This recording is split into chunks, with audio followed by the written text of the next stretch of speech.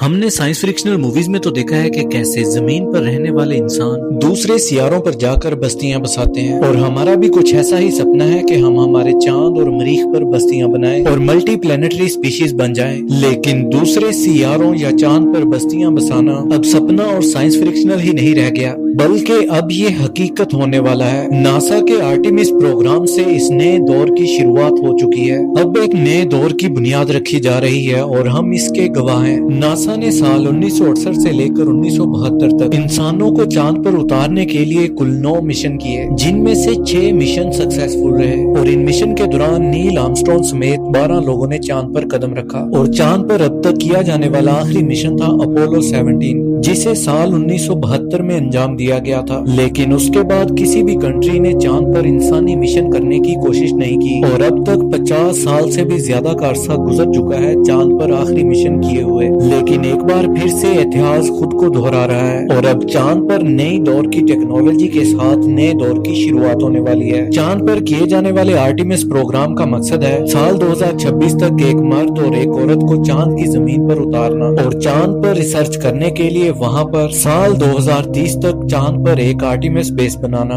Scientist نے چاند پر Artemis بیس بنانے کے لیے چاند پر موجود ایک بہت ہی گہرے کھڈے اسکیلٹن کریٹر کو چنا ہے، جس کی چوڑائی قریب 12 مائلز اور اس کی گہرائی 2 مائلز ہے۔ سوچ کر دیکھیے کہ انسانوں کی طرف بنایا جانے والا سب سے بڑا لونر بیس اس کھڈے کے اندر کالے اندھیرے میں ہوگا، لیکن آخر چاند پر لونر بیس بنانے کی ضرورت کیا پڑے گی، اور اس کا آگے آنے والے اسپیس مشن میں کیا استعمال ہوگا؟ تو چاند پر گولڈ، پلیٹینم اور ٹائٹینیم جیسے میٹلز کا خزانہ ہے، لیکن کسی بھی باہری کوسمک باڈی میں جو سب سے بڑا خزانہ ہوتا ہے وہ ہے پانی۔ اگر پانی کو آکسیجن اور ہائیڈروجن میں سپلٹ کر کے الگ کر لیا جائے اور پھر ہائیڈروجن اور آکسیجن کو لیکوڈ میں کنورٹ کر لیا جائے تو یہ بن جاتا ہے ایک راکٹ فیول، جو کہ اسپیس مشنز کے لیے بہت ہی مفید ثابت ہوگا۔ زمین سے لانچ کیے گئے کسی بھی اسپیس کرافٹ کو چاند پر جا کر ایک بار پھر سے ریفل کیا جا سکے گا۔ سائنٹسٹ کا ماننا ہے کہ اسکیلٹن کریٹر کی گہرائی میں پانی برف کے روپ میں دفن ہے۔ اگر وہاں پہ پانی بہت بڑی مقدار میں موجود ہے تو وہ فیول کا بہت بڑا ریسورس بن سکتا ہے۔ ناسا کا ماننا ہے کہ چاند پر 600 ملین ٹن سے لے کر 1 بلین میٹرک ٹن تک لیونر آئس موجود ہے، جو کہ فیوچر میں کیے جانے والے انسانی مشنز کے لیے بہت بڑا خزانہ ہے۔ اگر ہم چاند پہ موجود پانی کو اچھے طریقے سے ہارویسٹ کر پائے تو چاند مریخ کے سفر کے لیے ایک فیول سٹیشن کا کام کر سکتا ہے۔ لیکن یہ سب اتنا آسان بھی نہیں رہنے والا۔ چاند پر لیونر بیس بنانے کے لیے بہت سی مشکلات کا سامنا کرنا پڑے گا۔ آرٹیمس پروگرام کے 4 مین کمپوننٹس ہیں۔ پہلا ہے اسپیس لانچ راکٹ سسٹم، یعنی کہ SLR، جو کہ ابھی تک کا سب سے پاورفل راکٹ ہے، جو کہ اسپیس کرافٹ کو ہماری زمین سے باہر تک لانچ کرے گا۔ دوسرا کمپوننٹ ہوگا اورائن اسپیس کرافٹ، جو کہ ایسٹرونوٹس کو چاند تک لے جائے گا۔ تیسرا کمپوننٹ ہوگا لونر گیٹ وے، یہ ایک طرح سے چھوٹا اسپیس اسٹیشن ہوگا جو کہ چاند کے چاروں طرف چکر لگائے گا۔ اور اس کا چوتھا کمپوننٹ ہوگا ہیومن لینڈنگ سسٹم، جس کی مدد سے ایسٹرونوٹس چاند کی سطح پر اتریں گے، اور یہ سارے سسٹم ایک ساتھ ہی آپریٹ ہوں گے۔ چلیے اب جانتے ہیں کہ آرٹیمس پروگرام کو کیسے انجام دیا جائے گا۔ آرٹیمس کے پہلے ہی مشن میں ایسٹرونوٹس کو چاند پر نہیں اتارا جائے گا، کیونکہ ایسے مشنز میں بہت ہی زیادہ رسک ہوتا ہے۔ کسی بھی انسانی مشن کو انجام دینے سے پہلے یہ کنفرم کرنا ضروری ہوتا ہے کہ چاند پر بھیجنے اور وہاں سے واپس لوٹنے میں جس بھی ٹیکنالوجی کا استعمال ہو رہا ہے وہ ٹیکنالوجی ٹھیک سے کام بھی کر رہی ہے یا پھر نہیں۔ اسی لیے سائنٹسٹ انمینڈ مشن کرتے ہیں۔ جب ان مشنز میں ہر طرح سے کامیابی مل جاتی ہے تب جا کے انسانوں کو بھیجنے کا رسک لیا جاتا ہے، اور ان میں انہی راکٹس اور ٹیکنالوجی کا استعمال کیا جاتا ہے جو کہ انمینڈ مشن کو انجام دے چکی ہوتی ہے۔ ایسا ہی سائنسدانوں نے انسانوں کو چاند پر اتارنے کے لیے اپولو پروگرام میں کیا تھا۔ اپولو 4، 5 اور 6 ان 3 انمینڈ مشن کو سب سے پہلے انجام دیا گیا تھا۔ اس کے بعد اپولو 7، 8، 9 اور 10 کو انجام دیا گیا، جن میں ایسٹرونوٹ تو موجود تھے لیکن ان کے پاس چاند پر اترنے کے لیے لینڈر نہیں تھا۔ مطلب کہ ان مشنز پر ایسٹرونوٹس کو چاند پر اترنے کے لیے نہیں بھیجا گیا تھا، بلکہ انہیں صرف سبھی سسٹمز کو ٹیسٹ کرنے کے لیے بھیجا گیا تھا۔ اپولو 7، 8، 9 اور 10 مشنز میں ایسٹرونوٹس چاند پر گئے تو تھے، لیکن وہ چاند کی آربٹ میں گھوم کر پھر سے واپس آ گئے۔ جب سائنٹسٹ نے یہ کنفرم کر لیا کہ اب وہ انسانوں کو چاند پر اتارنے کے لیے کامیاب ہیں، تب جا کے اپولو 11 کو لانچ किया गया और इंसानों को पहली बार चांद की सतह पर उतारा गया। उसी तरह आर्टिमिस प्रोग्राम को भी अंजाम दिया जाएगा। आर्टिमिस प्रोग्राम के पहले फेज में 3 मिशन किए गए, जिसमें से आर्टिमिस 1 एक टेस्ट फ्लाइट थी, जिसमें से SLS ओरायन स्पेसक्राफ्ट को लॉन्च करेगी, जिसमें कोई भी इंसान मौजूद नहीं था। इस मिशन का मकसद इस बात की तसल्ली करना थी कि एस्ट्रोनॉट्स को ले जाने के लिए जिस रॉकेट और स्पेसक्राफ्ट का इस्तेमाल किया जाएगा वो उनके लिए सेफ है या नहीं। इस मिशन के दौरान 13 छोटे छोटे सैटेलाइट को भी लॉन्च किया गया। आर्टिमिस 1 के बाद आर्टिमिस 2 को लॉन्च किया गया, जिसमें एस्ट्रोनॉट्स को भेजा गया। इस मिशन का मकसद ये था कि ओरायन स्पेसक्राफ्ट का लाइफ सपोर्ट सिस्टम फ्यूचर में होने वाले मून मिशन के लिए लंबे टाइम तक के लिए सस्टेन करेगा या नहीं। इस मिशन में 4 एस्ट्रोनॉट्स को लूनर ऑर्बिट में भेजा जाएगा और इन एस्ट्रोनॉट्स ने वहां पर चांद के गिर्द चक्कर लगाते हुए 4 दिन गुजारे। उसके बाद ये लोग फिर से घर वापस लौट आए।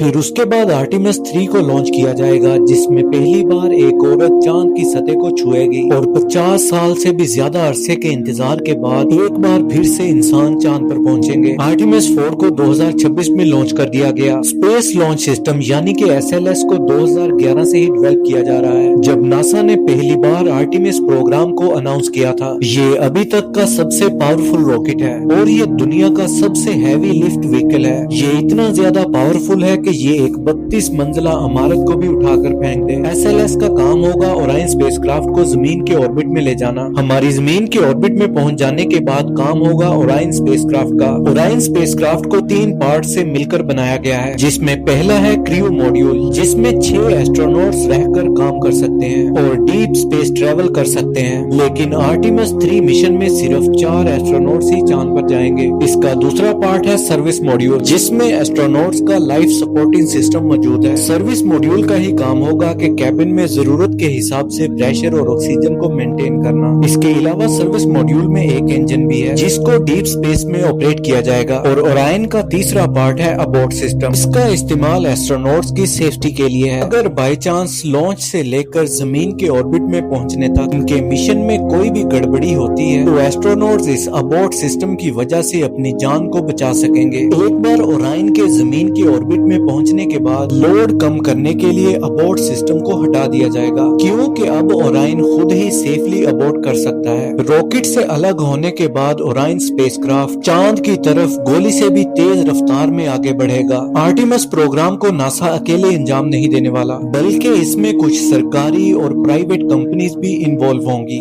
ओरायन स्पेसक्राफ्ट चांद तक तो पहुंच जाएगा, लेकिन ओरायन अपने साथ चांद पर उतरने के लिए लैंडर को नहीं लेकर जाएगा। इसीलिए स्पेसएक्स मिशन के पहले ही चांद की ऑर्बिट सिस्टम में ह्यूमन लैंडिंग सिस्टम को प्लेस कर देगा और जब ओरायन स्पेसक्राफ्ट चांद के ऑर्बिट में पहुंच जाएगा तब वो वहां पर पहले से ही मौजूद लैंडिंग सिस्टम के साथ डॉक करेगा। उसके बाद 2 एस्ट्रोनॉट ओरायन स्पेसक्राफ्ट में ही रहेंगे और 2 एस्ट्रोनॉट लैंडिंग सिस्टम में चले जाएंगे और दोनों एस्ट्रोनॉट लैंडिंग सिस्टम की मदद से चांद की सतह पर उतरेंगे और तब तक ओरायन स्पेसक्राफ्ट चांद के ऑर्बिट में चक्कर लगाता रहेगा। एस्ट्रोनॉट्स 1 हफ्ते तक चांद की सतह पर रहकर रिसर्च करते रहेंगे। उसके बाद वो वापस ओरायन पर पहुंच जाएंगे। ओरायन का इस्तेमाल करके वो दोबारा वापस जमीन पर आ जाएंगे। लेकिन आर्टिमिस प्रोग्राम यहीं पर खत्म नहीं होगा, बल्कि ये तो एक नए एरा की शुरुआत हो गई। दरअसल फ्यूचर में चांद पर इंसानी बेस बनाने के लिए सबसे पहले चांद की ऑर्बिट में एक छोटा सा स्पेस स्टेशन बनाया जाएगा, जो कि चांद की ऑर्बिट में घूमता रहेगा। ये बिल्कुल वैसे ही होगा जैसे हमारी जमीन की ऑर्बिट में इंटरनेशनल स्पेस स्टेशन घूम रहा है, लेकिन चांद की ऑर्बिट में बनाया गया स्पेस स्टेशन ISS के मुकाबले में बहुत छोटा होगा। चांद की ऑर्बिट में बनाने वाले स्पेस स्टेशन का नाम होगा गेटवे,